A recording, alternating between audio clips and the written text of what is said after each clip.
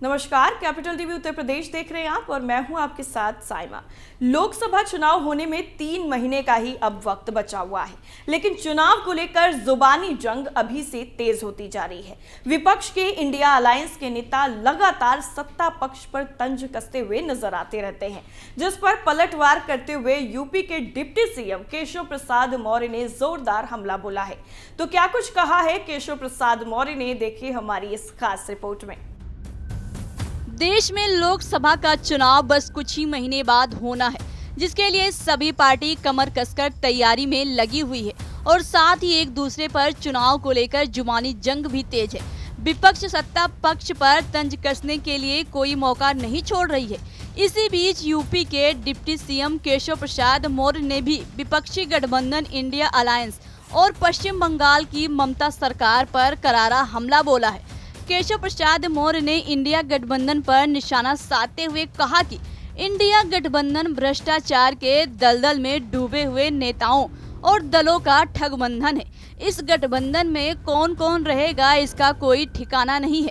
आगे उन्होंने कहा कि गठबंधन के संयोजक बनने को लेकर जैसे फूफा नाराज होता है, वैसे कोई मुंह फुलाकर कहीं चला जाता है। केशव प्रसाद ने कहा कि जिसके संसद में इतने सदस्य भी नहीं है कि विपक्ष के नेता के पद पर पहुंच सके, वे भी प्रधानमंत्री पद की दावेदारी कर रहे हैं। उन्होंने कहा कि इस ठगबंधन में जितने दल हैं सब प्रधानमंत्री पद के दावेदार हैं। इसी के साथ आपको बता दें, केशव प्रसाद मौर्य ने दावा करते हुए कहा कि उत्तर प्रदेश में राजनीति की जिम्मेदारी हम लोग संभालते हैं।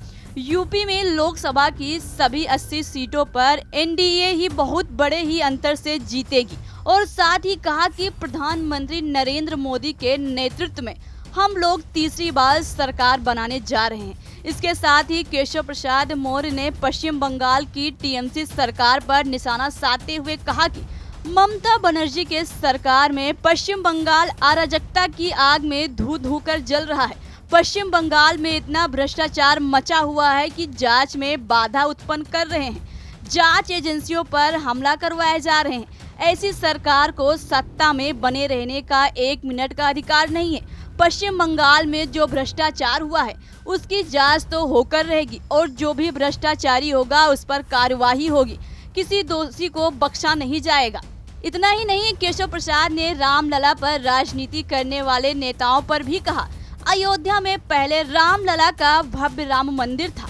बाबर की सेना ने रामलला के मंदिर को तोड़कर वहां बाबर के नाम पर ढांचा खड़ा कर दिया है।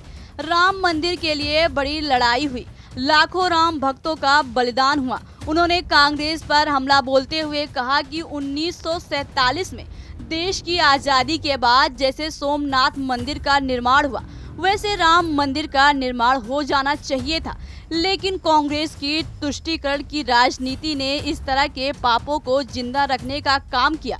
इसकी सजा कांग्रेस को मिल रही है। आज कांग्रेस इतिहास के पन्नों में सिमटने की ओर अग्रसर है। जैसे जैसे राम मंदिर की प्राण प्रतिष्ठा की तारीख नजदीक आ रही है, वैसे वैसे विपक्षियों की धड़कनें बढ़ती जा रही हैं, क्योंकि 22 जनवरी ही वो दिन है जब देश के साथ साथ दुनिया के लोग भी राम के लिए पीएम मोदी के काम को देखेंगे। लेकिन ये बात विपक्षी दलों से कहां हजम होने वाली है, इसलिए राम मंदिर के नाम पर लगातार राजनीति करने से बाज नहीं आ रहे। तो अब देखने वाली बात होगी कि वो पल जब रामलला अपने दिव्य मंदिर में विराजमान हो जाएंगे तो माहौल क्या होगा। फिलहाल के लिए भी इतना ही, बाकी खबरों के लिए देखते रहिए कैपिटल टीवी। नमस्कार।